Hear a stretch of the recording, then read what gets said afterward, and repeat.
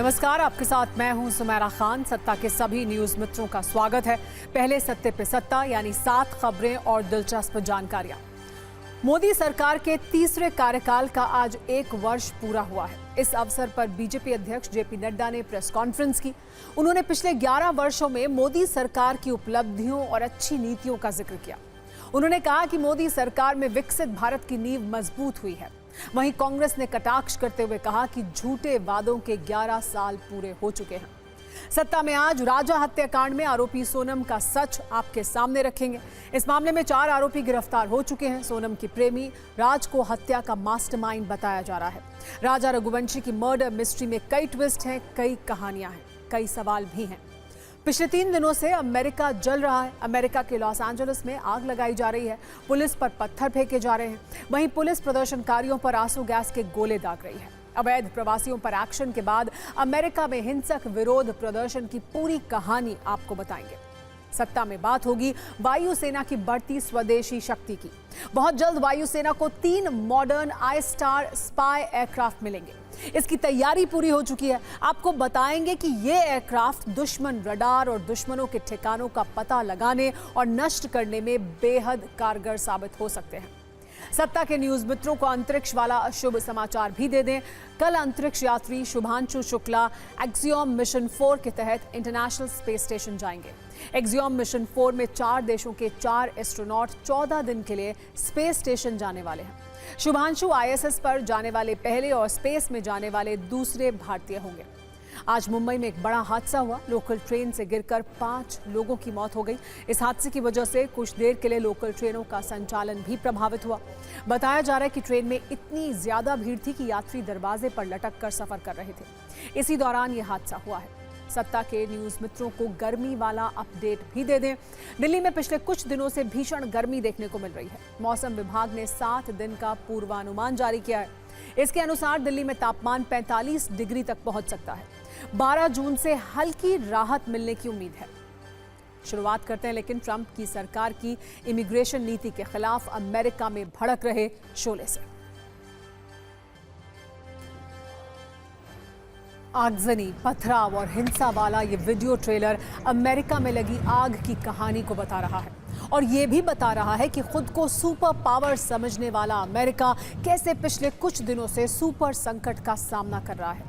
कैसे अमेरिका में शहर शहर शोले भड़क रहे हैं। कैसे पिछले 3 दिनों से अमेरिका का लॉस एंजलिस धुआं धुआं हो चुका है। सबसे बड़ी बात यह है कि अमेरिका में अप्रवासी वाली ये चिंगारी बिना सोचे समझे फैसले लेने में माहिर ट्रंप की वजह से भड़की है।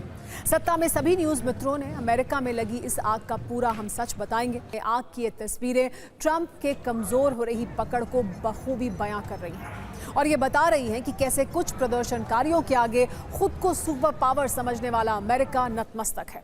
ऐसा लग रहा है कि ये तस्वीर अमेरिका से नहीं बल्कि किसी ऐसे मुल्क से आई है जहां उपद्रवियों का वर्चस्व है, जहां दंगाई कानून पर हावी है, जहां कट्टरपंथी देश की कानून व्यवस्था को चुनौती देते रहते हैं। लेकिन यकीन मानिए, ये अमेरिका के लॉस एंजलिस से आई तस्वीरें हैं। ये वो गदर है जो ट्रंप की नीतियों को गलत बता रहा है। इन तस्वीरों के आधार पर तो ये कहा जा रहा है कि मिस्टर सीज फायर ट्रंप के घर में फायर ही फायर है। अमेरिका के हालात को कुछ इस तरह सोशल मीडिया से लेकर सड़क तक बयां किया जा रहा है। ऐसे ही व्यंग के साथ डोनाल्ड ट्रंप सरकार की आलोचना की जा रही है। ट्रंप की आलोचना की बड़ी वजह यह है कि खुद को सुपर पावर साबित करने वाली उनकी झूठ नीति और ध्रुवता। इसे भी आप अमेरिका में आग वाली तस्वीरों से समझिए। भारत और पाकिस्तान में संघर्ष के दौरान ट्रंप ने खुद को मिस्टर सीज फायर बताने की कोशिश की थी। अचानक युद्ध विराम की घोषणा की थी और अलग अलग बयानों से ये साबित करने की कोशिश की थी कि उन्होंने भारत और पाकिस्तान में युद्ध विराम करवाया। भारत ने तो कूटनीतिक रूप से इसका जवाब दिया ही। अब अमेरिका के नाराज अप्रवासी भी ये बता रहे हैं कि ट्रंप कितने काबिल हैं। अमेरिका के आक्रोशित अप्रवासी भी आग लगाकर ये बता रहे हैं कि वो मिस्टर सीज फायर नहीं बल्कि मिस्टर फायर हैं, जिनकी नीतियों की वजह से अपने ही देश में आग लग चुकी है और ये प्रदर्शन आंदोलन का रूप ले रहा है। लॉस एंजलिस में अवैध प्रवासियों पर कार्रवाई के विरोध में 3 दिन से जारी प्रदर्शन हिंसक हो चुका है। प्रदर्शनकारियों ने पूरे शहर में कई सड़कों पर आगजनी की। कैलिफोर्निया, लॉस एंजलिस, न्यूयॉर्क में इतनी हिंसा हुई कि पुलिस के लिए हालात को संभालना मुश्किल हो गया। सड़कों पर प्रदर्शनकारियों ने जमकर तोड़फोड़ की और आगजनी की। प्रदर्शनकारियों को संभालने के लिए पुलिस को आंसू गैस का इस्तेमाल करना पड़ा। कई प्रदर्शनकारी अमेरिकी झंडे को जलाते हुए नजर आए। राष्ट्रपति डोनाल्ड ट्रंप ने लॉस एंजलिस में हालात को काबू करने के लिए 2000 नेशनल गार्ड्स को भी भेजा है। अब आप ये समझिए कैसे इन दंगों के पीछे ट्रंप की जिम्मेदारी है। ट्रंप का वो कौन सा फैसला है जिसकी वजह से अमेरिका के शहरों में ही शोले भड़कने लगे हैं। आज से 3 दिन पहले लॉस एंजलिस में 6-7 जून को सरकार ने अवैध अप्रवासियों के खिलाफ एक अभियान चलाया था। अमेरिका में ICE यानी इमिग्रेशन एंड कस्टम्स एनफोर्समेंट की ओर से रेड हुई थी। इस दौरान भी लॉस एंजलिस में भारी टकराव देखने को मिला था। लोग इस छापे के विरोध में सड़क पर उतरे। इस दौरान भी प्रदर्शनकारियों ने सार्वजनिक संपत्तियों को काफी नुकसान पहुंचाया था। प्रदर्शनकारियों ने तख्तियों पर ICE बाहर निकलो जैसे नारे लिखकर विरोध जताया था। इसी विरोध प्रदर्शन के बाद राष्ट्रपति डोनाल्ड ट्रंप ने लॉस एंजलिस में 2000 नेशनल गार्ड की तैनाती करने का आदेश दिया था, जिसके बाद विरोध और भी तेज हो गया और आक्रोश की आग भड़क गई। आपको ये भी बता दें कि ICE ने रेड के दौरान 44 लोगों को गिरफ्तार किया था। मिलिट्री स्टाइल में रेड डाली गई थी। इसमें ICE, homeland security department, FBI और ड्रग एनफोर्समेंट एडमिनिस्ट्रेशन के एजेंट शामिल थे। ये हथियारों के साथ गए थे, गैस मास्क पहने हुए थे। रेड के दौरान फ्लैश बैंग ग्रेनेड, आंसू गैस और पेपर स्प्रे का इस्तेमाल किया गया था। ट्रंप सरकार की सख्ती से लोगों का गुस्सा और भी भड़क गया। दरअसल ये रेड राष्ट्रपति ट्रंप की डिपोर्टेशन पॉलिसी का हिस्सा है। ट्रंप को डिपोर्टेशन पॉलिसी के तहत ICE को हर दिन बिना दस्तावेज वाले 3000 अप्रवासियों को गिरफ्तार करने का लक्ष्य है और इन्हें डिपोर्ट करने का भी टारगेट है। आरोप यह है कि कुछ व्यापारी फर्जी दस्तावेजों का इस्तेमाल कर रहे हैं। दावा है कि हर दिन करीब 1600 अवैध अप्रवासियों को पकड़ा भी जा रहा है। प्रदर्शन करने वाले लोगों में मुख्य तौर में अप्रवासी समुदाय के समर्थक शामिल हैं। इसके अलावा स्थानीय निवासी भी हैं। कुछ लोग अप्रवासी अधिकारों के लिए काम करने वाले संगठन से जुड़े हुए हैं। ट्रंप सरकार की इसी इमिग्रेशन नीति का विरोध हो रहा है अमेरिका की सड़कों पर। अगर आप पिछली कुछ घटनाओं को अगर याद करें तो ये समझ पाएंगे कि कैसे डोनाल्ड ट्रंप के लिए उनके ही फैसले गलत साबित हो रहे हैं। हालात तो अब ये हो चुके हैं कि उनके परम मित्र इलॉन मस्क सबसे बड़े उनके दुश्मन बन गए हैं। इस मुद्दे पर भी मस्क लगातार ट्रंप को टारगेट कर रहे हैं, ट्रंप को गलत बता रहे हैं। अमेरिका के लॉस एंजलिस में हो रहे प्रदर्शन पर मस्क ने लिखा है कि ये उचित नहीं है। ये घटना सिविक सेंटर में हिंसक प्रदर्शनों के बीच हुई है, जहां पुलिस ने रबर बुलेट्स का इस्तेमाल किया और कई लोगों की गिरफ्तारी की। वहीं इस प्रदर्शन पर ट्रंप लगातार एक्शन मोड में है। कैलिफोर्निया के गवर्नर गेविन न्यूसॉम ने ट्रंप के फैसले को अनुचित और कठोर बताया है। उन्होंने कहा है कि राष्ट्रपति डोनाल्ड ट्रंप ने लॉस एंजलिस में 2000 नेशनल गार्ड सैनिकों की तैनाती की है, जो गैर कानूनी और अनैतिक है। ये भी कहा है कि पहले ट्रंप ने हालात बिगाड़े और अब वो आग में घी डाल रहे हैं। सिर्फ 120 सेकंड की न्यूज रील में देखिए अमेरिका में क्या चल रहा है। इस प्रदर्शन की सबसे बड़ी वजह है अप्रवासियों के खिलाफ ट्रंप के सख्त कदम। अपने दूसरे कार्यकाल में ट्रंप ने अप्रवासियों के खिलाफ मोर्चा खोल दिया है। अवैध इमिग्रेशन को रोकने के नाम पर ऑपरेशन चलाया जा रहा है। ट्रंप ने अवैध प्रवासियों को निकालने के लिए ऑपरेशन एट लार्ज शुरू किया है। इसमें 5000 से ज्यादा संघीय कर्मचारियों और 21000 नेशनल गार्ड्स को शामिल किया गया है। ट्रंप ने कैलिफोर्निया मेक्सिको सीमा पर 1500 सैनिक तैनात किए हैं और कांटेदार तार भी लगाए हैं। इतना ही नहीं, ट्रंप सरकार ने अवैध प्रवासियों के पंजीकरण पर भी सख्ती की है। रजिस्ट्रेशन नहीं कराने पर आपराधिक मुकदमा दर्ज करने का नियम बनाया है। यही वजह है कि अमेरिका में शोले भड़क रहे हैं और इसका सेंटर बना है लॉस एंजलिस। लॉस एंजलिस में मैक्सिकन अप्रवासियों की संख्या लाखों में है। एक रिपोर्ट के अनुसार 2020 में दुनिया भर में 11.2 मिलियन मैक्सिकन प्रवासियों में से लगभग 10.9 मिलियन सिर्फ अमेरिका में रह रहे थे। अमेरिका में कुल विदेशी मूल की आबादी का 23% मैक्सिकन मूल के लोग ही हैं। एक तरफ अमेरिका जल रहा है, अमेरिका में प्रदर्शन को शांत करने के लिए नेशनल गार्ड को भेजा जा रहा है। वहीं दूसरी ओर अशांत अमेरिका की ऐसी घटनाओं के बीच राष्ट्रपति डोनाल्ड ट्रंप लड़खड़ा रहे हैं। सबूत के तौर पर सोशल मीडिया में वायरल इस वीडियो को देखिए। अमेरिका के न्यू जर्सी में एयरफोर्स वन के विमान में चढ़ते समय वो सीढ़ियों पर लड़खड़ा गए। इस घटना के वक्त ट्रंप के साथ विदेश मंत्री मार्को रूबियो भी मौजूद थे। दोनों कैंप डेविड के लिए रवाना हो रहे थे। अपने अति उत्साहित फैसलों की वजह से ट्रंप हमेशा सोशल मीडिया पर सुर्खियों में रहते हैं, लेकिन इस वीडियो को लेकर जमकर प्रतिक्रियाएं भी आ रही हैं। कई यूजर्स ने ट्रंप की तुलना जो बाइडेन से की है। आपको लग रहा होगा कि आखिर जो बाइडेन से तुलना क्यों की जा रही है। इसे आप एक साथ दो तस्वीरों से समझिए। जानिए क्यों ट्रंप को बाइडेन 2.0 कहा जा रहा है। एक वीडियो में ट्रंप विमान की सीढ़ियों पर लड़खड़ाते हुए दिख रहे हैं। दूसरा वीडियो अमेरिका के पूर्व राष्ट्रपति जो बाइडेन का है। जो बाइडेन अक्सर ही चलते हुए लड़खड़ा जाते थे, स्टेज पर गिर जाते थे। कई बार वो एयरफोर्स वन की सीढ़ियों पर गिर चुके हैं। इसीलिए कुछ लोग कह रहे हैं कि डोनाल्ड ट्रंप का लड़खड़ाना जो बाइडेन की याद आने की तरह ही है। और ये खबर एक मर्डर मिस्ट्री है, जिसमें नई नई शादी के बाद हनीमून के दौरान पति की हत्या हो जाती है। पत्नी का कुछ दिनों तक कोई पता नहीं चलता है और फिर अचानक एक रात पत्नी सरेंडर कर देती है और आरोप लगता है कि पत्नी ने अपने पूर्व प्रेमी के साथ मिलकर पति की हत्या करवा दी। लेकिन क्या जो सामने आया है वो ही सच है या फिर कुछ और भी है? इस पर हमने सत्ता की मिस्ट्री वाली कुंजी तैयार की है, जिसमें कई ऐसे सवाल हैं जिसका जवाब आना अभी बाकी है। दरअसल कहानी की शुरुआत राजा रघुवंशी नाम के एक लड़के की शादी से हुई। 11 मई को राजा की शादी सोनम रघुवंशी नाम की एक लड़की के साथ मध्य प्रदेश के इंदौर में हुई। शादी के बाद 20 मई को राजा और सोनम इंदौर से करीब 2200 किलोमीटर दूर मेघालय के शिलोंग में हनीमून मनाने के लिए पहुंचे। 2 जून को राजा रघुवंशी का शव शिलोंग के पास एक खाई में मिला और सोनम लापता हो गई। इसके बाद पुलिस का दावा है कि 7 जून की रात सोनम शिलोंग से करीब 12 किलोमीटर उत्तर प्रदेश के गाजीपुर के एक ढाबे पर दिखी और यही उसने पुलिस के सामने सरेंडर कर दिया। अपने पति की हत्या की बात भी कबूल कर ली। इस सब के बीच अपडेट यह है कि अब से थोड़ी देर पहले सोनम को मेडिकल के लिए ले जाया गया है। मेघालय पुलिस भी यूपी के गाजीपुर पहुंच गई है, जहां उसे हिरासत में लिया जाएगा। इसके बाद उसे शिलोंग ले जाया जाएगा। आगे की सारी कार्रवाई अब शिलोंग में ही होगी। इस मामले में पुलिस ने कहानी कुछ ऐसे बताई है कि सोनम अपनी दुकान में काम करने वाले राज कुशवाहा से प्यार करती थी।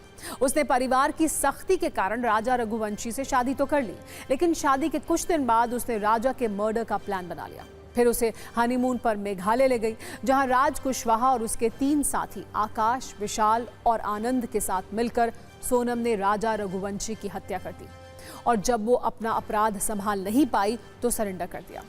इन सब के बीच एक सीसीटीवी वीडियो भी है, जिसमें राजा रघुवंशी स्कूटी पर बैठता है और सोनम किसी से फोन पर दूर जाकर बात करती हुई दिख रही है। सवाल यह है कि उस वक्त सोनम किससे बात कर रही थी? क्या वो कोई साजिश रच रही थी?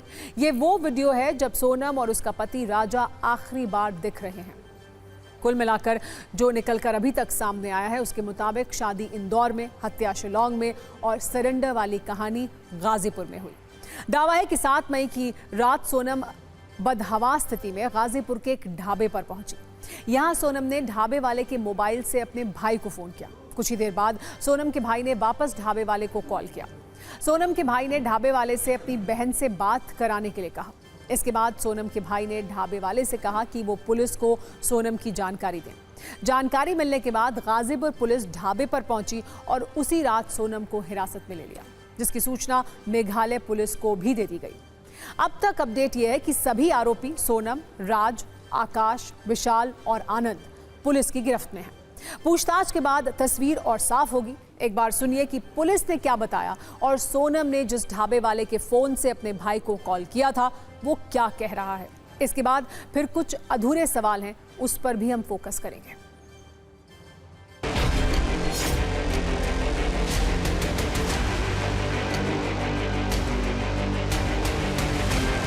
हमारे साथ साहिल यादव, जो इस ढाबे पर बीती रात मौजूद थे। इनकी उपस्थिति में सोनम यहाँ पर आई। क्या कुछ हुआ वो सीधा साहिल से जानते हैं। साहिल, आप जरा हमें बताइए, कल रात कितने बजे का वक्त था, आप क्या कर रहे थे और सोनम को आपने कैसे देखा? कल हम रात के 1 बजे अपने काउंटर पे थे और वो आती है इधर पीछे से। हाँ, पैदल आई? जी, पैदल आई थी। हाँ। फिर वो सामने कस्टमर लोग बैठे थे, उनसे जाके कुछ मतलब मोबाइल मांगी तो वो लोग नहीं देते। फिर वो मेरे पास आती है बोलती है कि भैया थोड़ा मोबाइल दे दीजिए, हमको कॉल करना है। तो हम पूछते हैं कि क्या हो गया, दीदी बताएंगे। तो उसको बोलने की बहुत परेशान है, आप प्लीज़ दे दीजिए। तो हम अपना मोबाइल देते हैं। उसके बाद वो कॉल करती है, अपने भाई को बोलती है हेलो भैया मैं यहाँ पे। उसके बाद वो बहुत ज़्यादा भावुक हो जाती, रोने लगती है। प्रातःकाल एक सूचना प्राप्त हुई थी थाना नंदगंज पर। मध्य प्रदेश पुलिस के द्वारा एक सूचना दी गई थी कि एक सोनम नाम की महिला है, वो काशी ढाबा जो कि वाराणसी गोरखपुर हाईवे पर थाना नंदगंज क्षेत्र में स्थित है, वहाँ पर वो है। तो तत्काल उस सूचना का संज्ञान लेते हुए एसओ नंदगंज फोर्स के साथ वहाँ मौके पर पहुँचे और वहाँ पर सोनम नाम की एक महिला वहाँ पे मिली, जिसको फ़ौरन वहाँ से रिकवर करके डिस्ट्रिक्ट हॉस्पिटल ले जाया गया। वहाँ पर प्रारंभिक उपचार कराया गया और फिर उपचार के बाद उनको वन स्टॉप सेंटर में ले जाया गया। 4 were arrested and then Mrs. Sonam has already surrendered herself somewhere in UP, okay?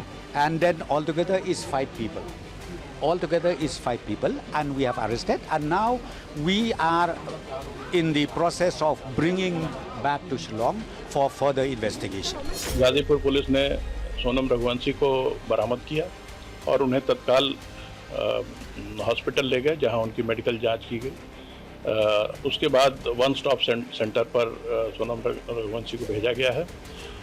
Meghalaya police भी इंदौर में मौजूद थी इसी केस के इन्वेस्टिगेशन के तहत। यूपी पुलिस ने कोई इन्वेस्टिगेशन या इंट्रोगेशन नहीं किया है, ये काम मेघालय पुलिस द्वारा ही किया जाएगा। 4 people have been arrested.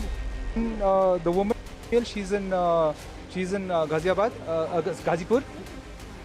Once the team reaches there, they'll cause arrest and take transit remand. और एक कॉम्पैक्ट अभियान चलाया गया जिसमें कि 3 जो सस्पेक्ट थे उनको राउंड अप किया गया, दोनों इंदौर पुलिस और जो शिलोंग पुलिस है। और इसमें तीनों के जो नाम है, राज कुशवाहा नंबर 1, नंबर 2 उसमें विशाल चौहान था और नंबर 3 आपका आकाश राजपूत। इन तीनों को हिरासत में लिया गया, जिसमें 2 इंदौर से हिरासत में लिया गया, 1 इंदौर के पास से हिरासत में लिया गया। ये शिलोंग पुलिस के अभी हिरासत में है और शिलोंग पुलिस से इनसे पूछताछ कर रही है। जिस मर्डर की जांच सीबीआई से कराने की मांग हो रही थी, एमपी के मुख्यमंत्री और बड़े बड़े मंत्री बयान दे रहे थे, मेघालय के सीएम तक जिस मामले की निगरानी कर रहे थे। मेघालय पुलिस के मुताबिक ये मर्डर मिस्ट्री अब पूरी तरह से सुलझ चुकी है, लेकिन सोनम के परिवार को इसमें कुछ राज नजर आ रहा है। पहली बात तो यह कि सोनम का परिवार ये मानने के लिए तैयार नहीं है कि उनकी बेटी अपने ही पति राजा रघुवंशी का कत्ल करा सकती है। दूसरा दावा यह है कि मेघालय की पुलिस उनकी बेटी को फंसा रही है और सच छिपाया जा रहा है। वैसे तो पुलिस की कहानी में दोषी तक पहुंचने का दावा है, लेकिन कुछ जरूरी सवाल हैं जिसका जवाब आना अभी बाकी है। क्या सोनम ने राजा रघुवंशी की हत्या के लिए सुपारी दी थी? 17 दिनों से सोनम कहां थी? पुलिस इसे क्यों नहीं तलाश पाई? सोनम मेघालय के शिलोंग से यूपी के गाजीपुर कैसे पहुंची? सोनम इंदौर की रहने वाली है, वो गाजीपुर क्यों गई? शिलोंग से इंदौर क्यों नहीं गई? क्या दूसरे आरोपियों का गाजीपुर से कोई कनेक्शन है? हालांकि राजा रघुवंशी के परिवार वालों का कहना है कि हनीमून का पूरा प्लान सोनम ने ही बनाया था और जाने की टिकट तो कराई थी, लेकिन लौटने की नहीं कराई। हालांकि राजा रघुवंशी के भाई विपिन का कहना है कि सोनम झूठ बोल सकती है।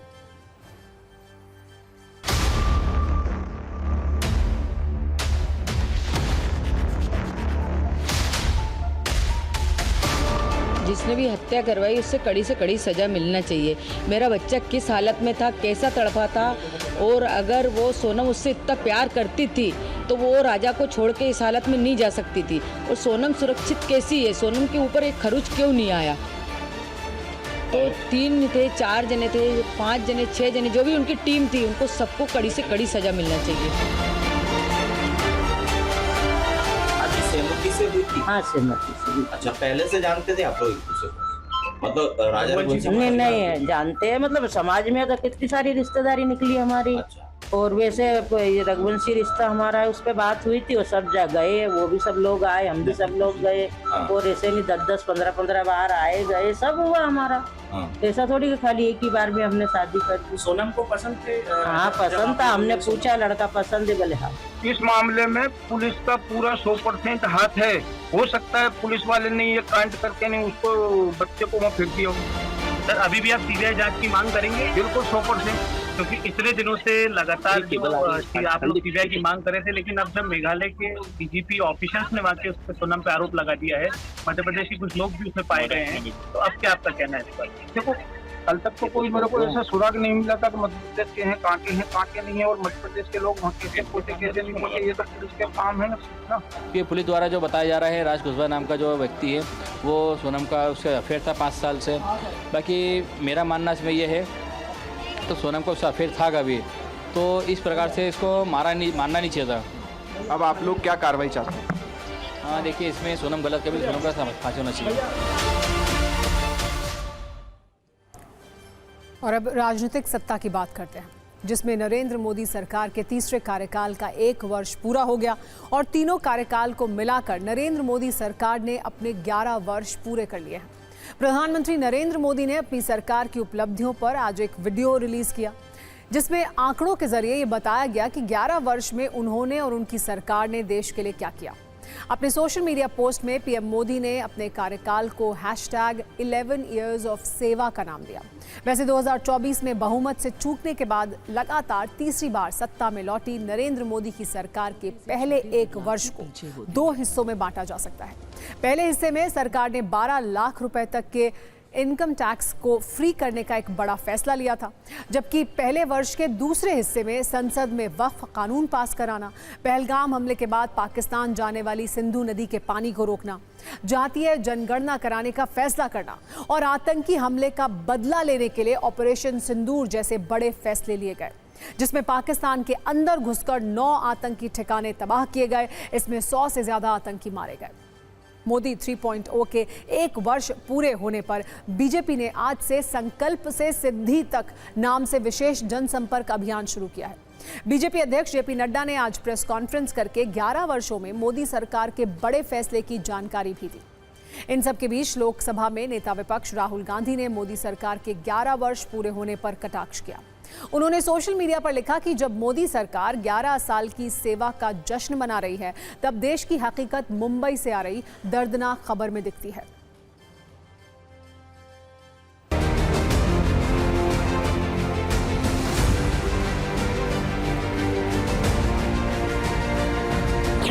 प्रधानमंत्री मोदी जी के नेतृत्व में कार्य हुआ है, वह स्वर्ण अक्षरों में लिखे जाने वाला कार्य हुआ है।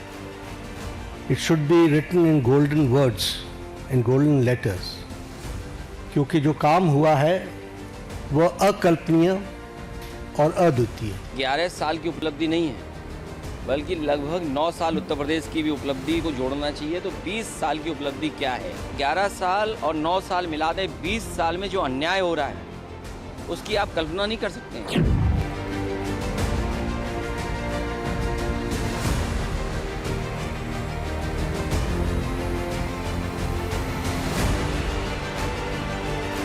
मैं बड़े गर्व के साथ ये कह सकता हूँ कि पिछले 11 साल में मोदी जी के नेतृत्व में चलने वाली सरकार ने भारत की राजनीति की संस्कृति को बदलकर न्यू नॉर्मल, न्यू ऑर्डर को स्थापित किया और यह सरकार एक असरदार सरकार है। 11 साल हो गए हैं प्रधानमंत्री बनकर नरेंद्र मोदी जी, और 11 साल में एक बार उन्होंने निडर होकर फ्री व्हीलिंग वार्ता नहीं की है मीडिया से। हमारी मांग ये है कि 11 साल हो गए हैं प्रधानमंत्री, अब डरे क्यों हैं?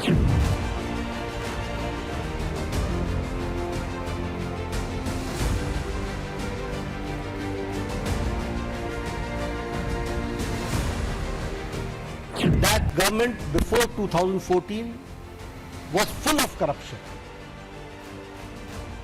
भ्रष्टाचार से आकंठ डूबी हुई सरकार थी, घोटालों से में संलिप्त सरकार थी, एक नेगेटिविज्म का वातावरण था, कुछ नहीं बदलने वाला। लेकिन 2014 के बाद हमने ऑप्टिमिज्म देखा। 11 साल में ऐसे भ्रष्टाचार दूर किया है कि सारे भ्रष्टाचारी लोगों को भाजपा में लिया है, यही उनका काम रहा है।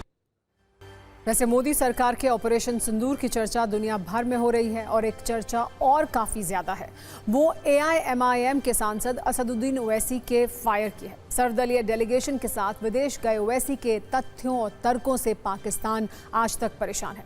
ओवैसी ने अल्जीरिया, सऊदी अरब, कुवैत और बहरीन गए थे, जहां उन्होंने पाकिस्तान का आतंक वाला चेहरा दुनिया को दिखाया। असदुद्दीन ओवैसी हमारे स्पेशल शो एंड 5 के गेस्ट बने, जिसमें उनसे ऑपरेशन सिंदूर, विदेश दौरा और देसी राजनीति पर कई सवाल पूछे। ये पूरा शो जल्दी ही आपको हम दिखाएंगे, लेकिन आज सत्ता में इसका एक ट्रेलर आप देख लीजिए। ओवैसी साहब, लोग कह रहे हैं कि सनी देओल ने तो खाली हैंडपंप उखाड़ा था, आपने तो पाकिस्तान में आतंकवाद की पूरी दुकान ही उखाड़ दी। ऐसा है ना सर, राजनीति में कभी राजनीति में फूल भी पड़ते तो कभी पत्थर भी पड़ते, सब पड़ता है। तो मगर मैं ये कोई हम लोग जितने भी एमपीज गए हैं, कोई किसी ने एहसान नहीं किया और हमको एक मौका मिला इंटरनेशनल लेवल पर हमारे देश की बात करने का और हमारे कंसर्न्स को दिखाने का। तो मैंने समझता कि मैं या जितने एमपीज गए हैं, कोई हम लोग बहुत बड़ा काम कर रहे हैं। ओवैसी साहब, पाकिस्तान के कुछ मौलानाओं को इस बात से दिक्कत है कि चाहे वो आप हो या जावेद अख्तर हो या सलमान खुर्शीद हो, ये मुसलमान होकर मुस्लिम देश को गालियां दे रहे हैं, वो ये कह रहे हैं।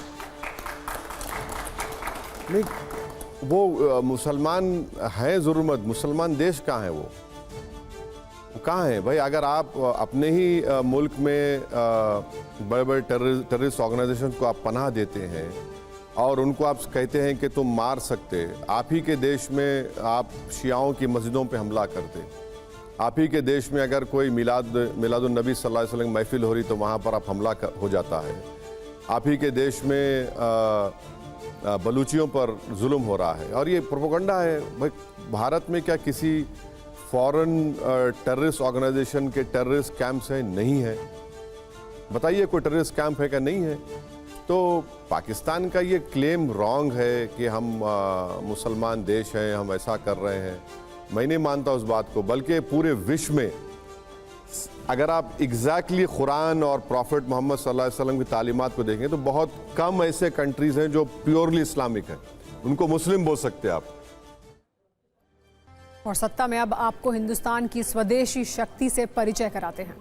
ऑपरेशन सिंदूर के दौरान स्वदेशी हथियारों ने दुश्मन कैंप में जमकर तबाही मचाई थी। उसके बाद दुनिया में इसकी डिमांड भी बढ़ रही है और भारत का भी पूरा जोर अब स्वदेशी हथियारों पर है।